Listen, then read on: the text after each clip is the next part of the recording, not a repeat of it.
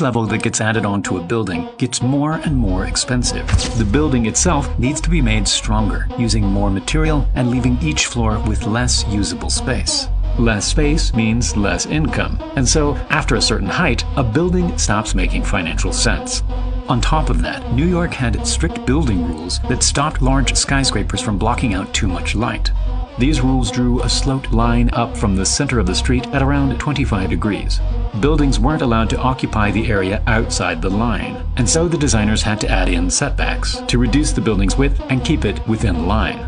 With these rules, it may seem like the best way to maximize floor space and therefore income would be to build right up to the line, creating a pyramid-shaped building. While many buildings followed this design, it really wasn't a practical shape for a skyscraper. With more people at the bottom of the building and very few at the top, the demand on the elevator would be uneven.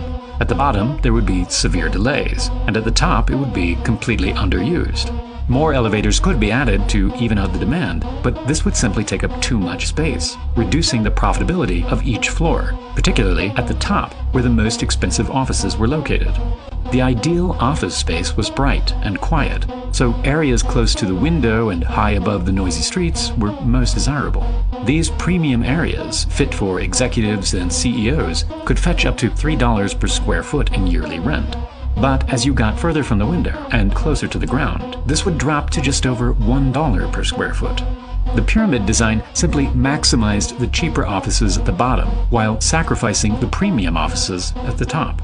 What the designers really wanted was to keep the building as tall and as straight as possible. But this didn't fit into New York's building rules. However, the rules had one specific term that the designers of the Empire State Building really understood. Although a building couldn't cross the sloped line, if part of the building was reduced to just 25% of the total plot area, it could cross the line, and it could keep going.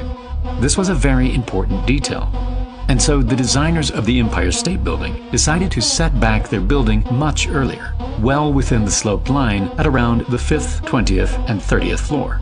From here, the building would rise up, completely uninterrupted, for more than 40 floors, until a few minor setbacks carried it to the 86th floor. The result was an enormously tall and straight building that had almost 3 million square feet of office space.